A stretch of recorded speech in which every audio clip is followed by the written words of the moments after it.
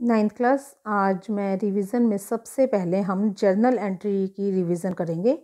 तो सबसे पहले मैं जर्नल में एंट्री करने के नियम आपको समझाऊंगी।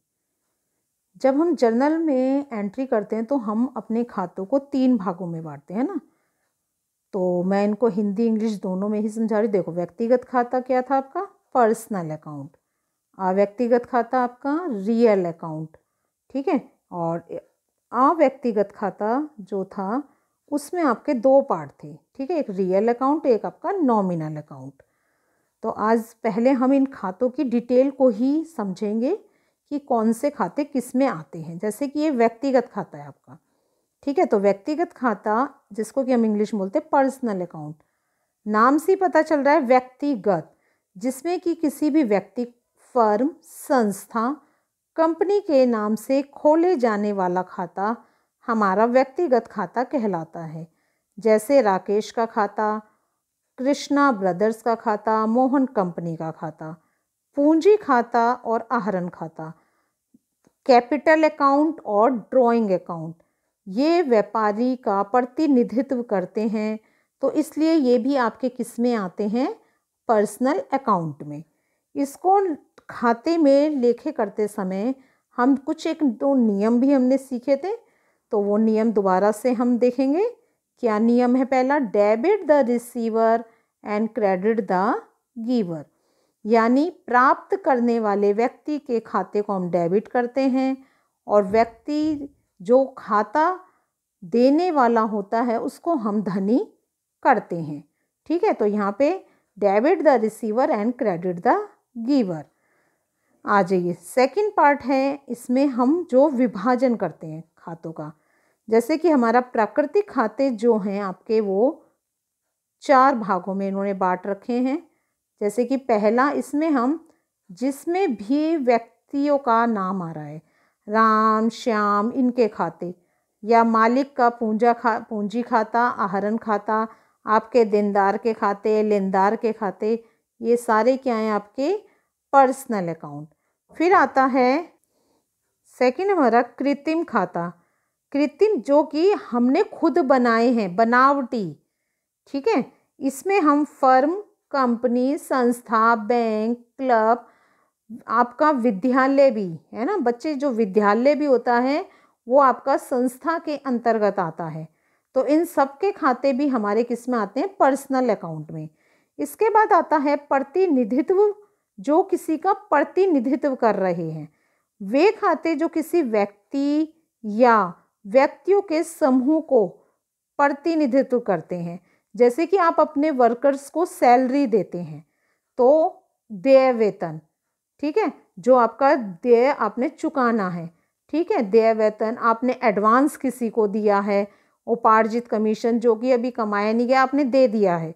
तो इस तरीके के कमीशन वगैरह भी आपके किस में आते हैं? पर्सनल अकाउंट में। इसके बाद अगला आता है अव्यक्तिगत खाता। अव्यक्तिगत खाते में आप फर्म, संस्था और कंपनी से संबंधित नहीं होते हैं। इसमें 2 तरह के खाते होते हैं। कौन कौन से? एक आपका रियल अकाउंट, और अभी हम अगले पेज पर देखेंगे वो होता है आपका नॉमिनल अकाउंट। व्यापार से संबंधित जितने भी संपत्ति, माल, धन आदि के जो भी खाते हैं हमारे, रोकड़ खाता जो कि हम व्यापार खाते में व्यापार में पैसा लगाते हैं, फर्नीचर खाता, माल का खाता, भवन खाता, ये सब हमारे क्या है? Real account. इसका नियम क्या कहता है? Debit what comes in and credit what goes out, ठीक है। आने वाली वस्तु को हम डेबिट करेंगे और जाने वाली को हम क्रेडिट करेंगे, ठीक है। वो तो हम जब जर्नल एंट्री करेंगे और अच्छे से आपको क्लियर हो जाएगा। जैसे कि अभी हमने पर्सनल अकाउंट के पार्ट देखे थे, इसी तरीके से हमारे ये रियल अकाउंट के पार्ट हैं, 1 2 3, ये 2, ठीक है। इसमें हम मूर्त रियल अकाउंट यानी मूर्त वास्तविक खाता और अमूर्त, जैसे कि आपने साइंस में भी पढ़ा है, जिनको हम देख सकते हैं, छू सकते हैं, माप सकते हैं, खरीद और बेच सकते हैं, वो हमारे क्या होते हैं? वास्तविक खाते। जैसे मशीन, फर्नीचर, रोकड़, माल आदि के खाते। ऐसे ही अमूर्त खाते जिनको ना तो आप देख सकते हैं ना छू सकते हैं, लेकिन इनको हम मुद्रा में बदल सकते हैं, जैसे कि आपका ख्याति खाता, व्यापारिक चिन्ह, पेटेंट एवं कॉपीराइट। बच्चे, ख्याति खाता क्या होता है? जो व्यक्ति अपनी कंपनी का जितना आपकी प्रसिद्धि, कंपनी आपका नाम बहुत ज़्यादा बाजार में चल रहा है तो आपकी एक वैल्यू हो जाती है। व्यापारिक चिन्ह, जैसे कि आप ISI मार्ग देखते हो, आपको चिन्ह पता है, वो चिन्ह है, उसकी अपनी एक वैल्यू है, अपनी एक कीमत है। ठीक है। पेटेंट होता है हर एक का एक अपना कंपनी का मार्का, जैसे ये तो ISI मार्ग आपको सरकार ने दे दिया कि जितने भी बिजली के उपकरण होंगे सबको आपको ISI मार्ग चिन्ह लगाना है। पेटेंट होता है आपकी कंपनी का एक मार्का, ठीक है, वो पेटेंट होता है। कॉपीराइट की आपको, आपने किसी की बुक्स छापते हैं, आपका एक पब्लिशर हो आप, ठीक है, तो आपने किसी की बुक छापने का अधिकार लिया है, तो वो कॉपीराइट के खाते भी आपके रियल अकाउंट में आते हैं। इसके बाद आता है आपका अवास्तविक या नाममात्र खाता या नॉमिनल अकाउंट। व्यापार करते समय विभिन्न साधनों से जो आय प्राप्त होती है या विभिन्न मदों में हम व्यय करते हैं, वे मदें अवास्तविक होती हैं। इन्हें आय व्यय के खाते या वास्तविक खाते कहा जाता है। जितने भी हमारे व्यापार में खर्चे होते हैं, जो भी आप सैलरी, किराया, भाड़ा, सब ये आपके क्या हैं? आपके नॉमिनल अकाउंट में आते हैं। तो नॉमिनल अकाउंट का क्या नियम होता है हमारा? Debit the expenses and losses और credit the income and gain. ठीक है, व्यापार में जो भी खर्चा और व्यय हो रहा है वो हम डेबिट करते हैं, और जो भी आय व लाभ हो रहा है उसको हम क्रेडिट करते हैं। जर्नल एंट्री करने से पहले थोड़ा सा हम इसकी थ्योरी को पढ़ते हैं। जैसे कि हमारी फर्स्ट एंट्री यहाँ लिखी है, मनोज चावला ने 10,000 रोकड़ लगाकर व्यापार आरंभ किया। तो इस व्यवहार में फर्म के पास क्या आई है? रोकड़। और रोकड़ देने वाला कौन है? फर्म का मालिक। तो इस प्रविष्टि में रोकड़ और पूंजी खाता मालिक के नाम के स्थान से संबंधित हैं। और रोकड़ खाता क्या है? मेरा रियल अकाउंट। और वास्तविक खाता में आने वाली वस्तु को हम क्या करते हैं? डेबिट। तो इसलिए व्यापार में क्या आया आपका? रोकड़ यानी कैश। तो पूंजी खाता हमारा क्या होगा यहाँ पे? आपका डेबिट। और व्यक्तिगत और पूंजीगत खाता यानी कैपिटल अकाउंट आपका व्यक्तिगत खाता है, और व्यक्तिगत खाते में हम देने वाले को क्रेडिट किया जाता है, क्योंकि उसने माल कहाँ दिया है? आपके व्यापार में। आ जाइए, मोहन से माल खरीदा। इस व्यवहार में फर्म की दृष्टि से माल दो प्रकार से प्रभावित हुआ। एक तो नगद खरीदा माल, ऐसा नहीं यहाँ पे लिखा हुआ है, ठीक है, तो इसको मैं एक उदाहरण से समझाऊंगी। तो जब भी माल खरीदने की एंट्री होती है हमें सेंटेंस लिखा मिलेगा, माल खरीदा। तो माल खरीदा, एक मिलता है नगद माल खरीदा। ठीक है, मोहन से माल खरीदा। ठीक है, तो आपको इस तरीके से ये एंट्रियां मिलती हैं। तो पहली चीज़ तो हम खरीदने के लिए हम यहाँ पर गुड्स ना लगाकर, माल के लिए गुड्स ना लगाकर हम लगाते हैं बच्चे परचेज अकाउंट। ठीक है, तो माल खरीदने के लिए हमने, माल वैसे गुड्स कहा जाता है, और खरीदने के लिए परचेज, तो आप यहाँ गुड्स परचेज नहीं लिखेंगे, आप केवल परचेज अकाउंट लिखेंगे। तो जब आपने माल खरीदा तो माल जो हमारा संबंधित है वो किससे संबंधित है? आपके रियल अकाउंट से। ठीक है, जब आपने माल खरीदा तो माल आपके पास आया, और रियल अकाउंट क्या कहता है? रिसीव, डेबिट रिसीव, तो इसलिए इसको हम क्या करते हैं? डेबिट। अब यहाँ ये जो 3 सेंटेंस लिखे हैं ये नगद के लिए है, यहाँ तो नगद लिखा हुआ ही है, लेकिन जहाँ लिखा है मोहन से माल खरीदा तो यहाँ कहीं भी ये शो नहीं हो रहा है कि यहाँ नगद लेन देन की बात हुई है। तो ऐसे लेन देन को हम उधार मानते हैं। ठीक है, जब आप नगद माल खरीदोगे तो आपके पास से क्या जाएगा? कैश ही तो जाएगी। तो उस कंडीशन में हम कैश को क्या करेंगे? यहाँ पर क्रेडिट।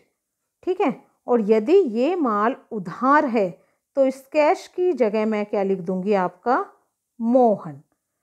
तो ये एंट्री आपको ये ध्यान रखनी है कि माल खरीदना है तो यहाँ नाम भी नहीं आया और नगद शब्द भी नहीं आया, तो इसलिए हम इसको क्या मानेंगे कि ये नगद ही खरीदा गया होगा। तो नगद खरीदने की ये दोनों एंट्री होती है, और मोहन से माल खरीदा या लिखा होता मोहन से उधार माल खरीदा तो भी वो उधार ही कही जाएगी।